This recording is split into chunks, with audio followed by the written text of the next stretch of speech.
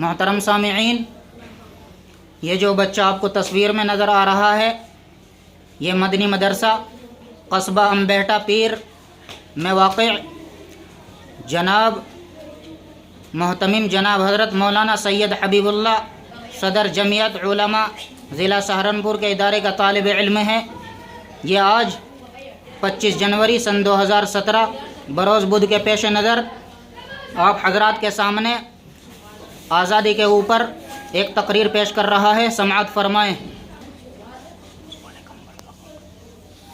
بسم اللہ الرحمن الرحیم، الحمد للہ وکفی وسلام علی عبادہ الذین اصطفی، اما بعد فاعوذ باللہ من الشیطان الرجیم، بسم اللہ الرحمن الرحیم۔ قال النبی صلی اللہ علیہ وسلم لا يضرهم من خالفهم حتى یأتی امر اللہ، او کما قال علیہ الصلاۃ والسلام۔ محترم حضرات، سامعین کرام، آج کے اس تاریخ جشن آزادی کے موقع پر آپ حضرات نے جس عنوان پر مجھے تقریر کرنے کی ہدایت کی ہے، حق بات تو یہ ہے کہ میں اس کا اہل نہیں ہوں، نہ میری زبان میں اتنی طاقت ہے اور نہ میرا مطالعہ اتنا وسیع ہے کہ ہندوستان کی آزادی سے لے کر اب تک کی تاریخ کو بیان کروں۔ برادران ملت، یہ تو مسلمانوں کے خلاف باطل فرقہ پرستوں کی برابر سے طوفان آیا، فتنہ فساد کا سیلاب آیا گئے، مگر حق پرستوں کی جاباز قوم نے ان باطل طاقتوں کا رخ ہمیشہ کے لیے دشمنوں کی طرف موڑ دیا گئے۔ آج عالمی پیمانے پر مسلمانوں کے خلاف سازشیں ہوتی ہیں، اسلام کے خلاف تحریکیں چلتی ہیں، مسلمانوں کو ہر ملک میں ظلم و ستم کا نشانہ بنایا جا رہا ہے۔ یہ ٹکراؤ ہمیشہ تک ہوتا رہے گا، کیونکہ حق و باطل کا معرکہ ہے، نور و ظلمت کا معرکہ ہے، توحید و شرک کا معرکہ ہے، کفر و ایمان کا معرکہ ہے، جو تا قیامت رہے گا۔ تاہم آج کے اس قومی یادگار کے دن میں، جبکہ ہندوستان کے گوشے گوشے اور خطے خطے میں مختلف تنظیموں، اداروں، اسکولوں اور کالجوں میں غیر معمولی دھوم دھام سے آزادی کا 70واں جشن منایا جا رہا ہے، غلام ہندوستان کی داستان اور آزادی کی کہانی سنائی جا رہی ہے، ایسے وقت میں ہمیں بھی ایک طرف اپنے اسلام کی قربانیاں یاد آتی ہے تو ہاتھ دعائیں مغفرت کے لیے خود بخود اٹھ جاتے ہیں اور دل سے ایسی آہ نکلتی ہے کہ اگر ہمارے اسلاف و اکابر کو اس کا تصور بھی ہوتا تو خدا کی قسم وہ لوگ کبھی اس ملک کو انگریزوں کی غلامی سے چھڑانے اور اس ہندوستان کو آزاد کرانے کے لیے اتنی بڑی قربانیاں نہ دیتے۔ اگر انہیں یہ معلوم ہوتا کہ اس ہندوستان میں مسلمانوں پر ایسا دن بھی آئے گا کہ جب مسلمان آزادی کی جگہ انگریزوں کی غلامی کو پسند کریں گے، تو کبھی شمشیر برہنہ لے کر میدان جہاد میں نہ نکلتے۔ جن مسلمانوں نے تحریک آزادی میں اپنے لہو سے مادر وطن کی پیاس بجھائی گئے اور پھانسی کے پھندوں پر آزادی کا نعرہ بلند کیا گئے، جن مسلمانوں نے تحریک آزادی میں اپنی سات ستارہ تاریخ میں ہندوستان کو دولت و ثروت سے مالا مال کر دیا تھا، اس کو سونے کی چڑیا بنا دیا تھا، جن مسلم حکمرانوں نے اتحاد و اتفاق کا چمن لگایا تھا، ہندو مسلم یکتا کا چراغ روشن کیا تھا، انہیں آج غدار کہا جا رہا ہے، دیش کا دشمن بتایا جا رہا ہے۔ انہیں کیا معلوم تھا کہ جس ہندوستان کی آزادی کے لیے شیخ الہند اور شیخ الاسلام کالا پانی گئے ہیں، انہیں کیا معلوم تھا کہ جس ہندوستان کی آزادی کے لیے علماء کو برہنہ کر کے آگ کے انگاروں میں ڈالا گیا گئے، انہیں کیا معلوم تھا کہ جس ہندوستان کی آزادی کے لیے شیخ الاسلام مولانا حسین احمد مدنی پر شوٹ مارٹ ہوا گئے، انہیں کیا معلوم تھا کہ جس ہندوستان کی آزادی کے لیے دہلی کی چاندنی چوک سے لے کر خیبر تک کوئی ایسا درخت نہ تھا جس پر علماء کی گردنیں نہ لٹکی ہو۔ اس ہندوستان میں مسلمانوں پر ظلم و ستم کا پہاڑ توڑا جا رہا ہے، انہیں حقوق سے محروم کیا جا رہا ہے۔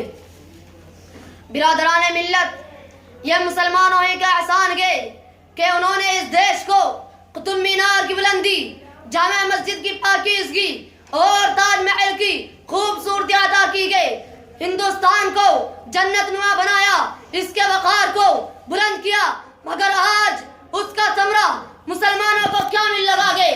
بھاگلپور کی خونخوار داستان، مریانے کا المناک واقعہ، مراد آباد کی لہو لہان عید، گجرات کا دل دہلانے والی نسل کشی، یہ کیا ثمرہ گئے؟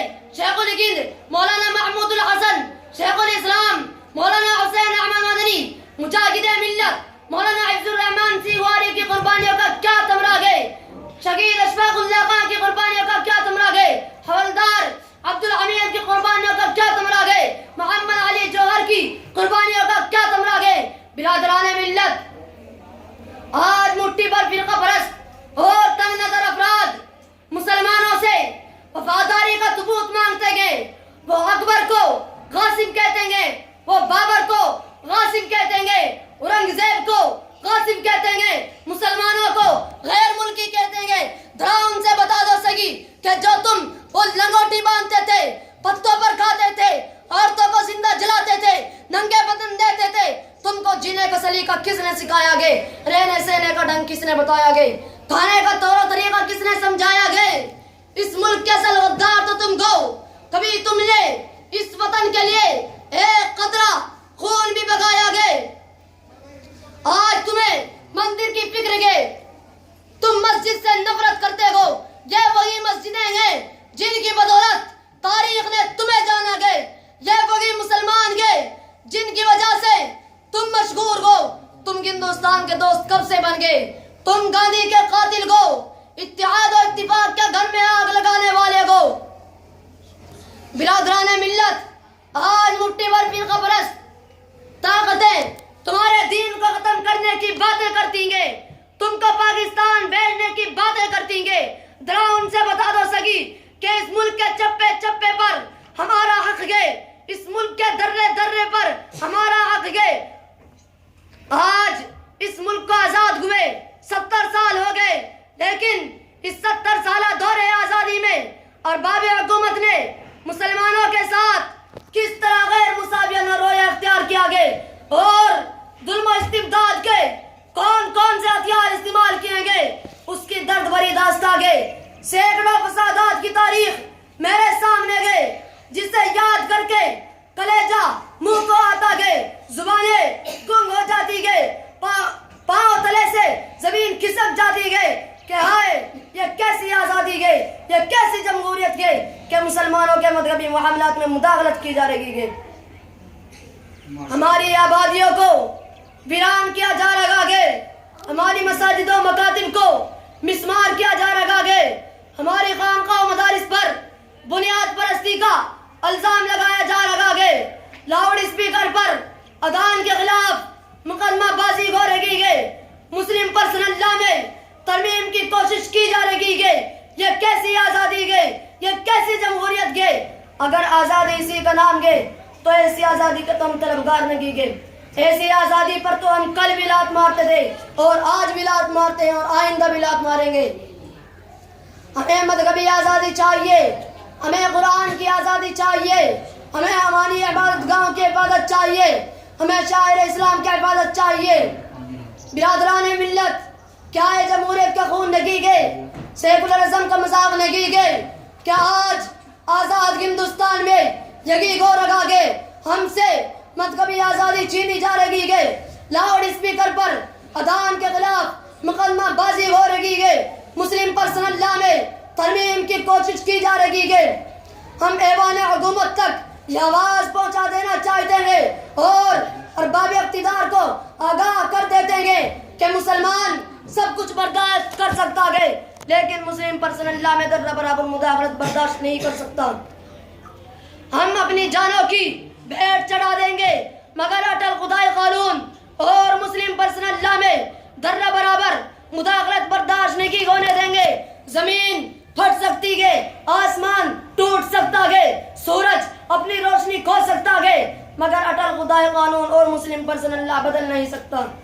اے قول محمد قول خدا فرمان نہ بدلا جائے گا، اے قول محمد قول خدا فرمان نہ بدلا جائے گا، بدلے گا زمانہ لاکھ مگر قرآن نہ بدلا جائے گا۔ وما علینا الا البلاغ۔ محترم حضرات، جو یہ بچہ تصویر میں آپ کو نظر آ رہا ہے، ماشاءاللہ اس بچے نے آپ حضرات کے سامنے بہت ہی شاندار تقریر پیش کی ہے۔ اس کے لیے دعا کیجیے اللہ تبارک و تعالی اس کے علم و عمل میں ترقی عطا فرمائے۔ آمین۔ اللہ تبارک و تعالی اس کو عالم باعمل بنائے.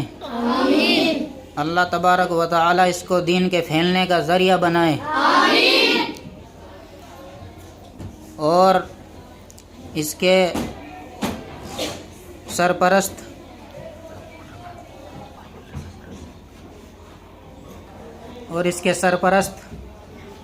اس کے والدین کی عمر میں برکت عطا فرمائے. ان کا سایہ اس کے سروں پر ہمیشہ قائم اور دائم فرمائے. اور اس کے علم میں برکت عطا فرمائے.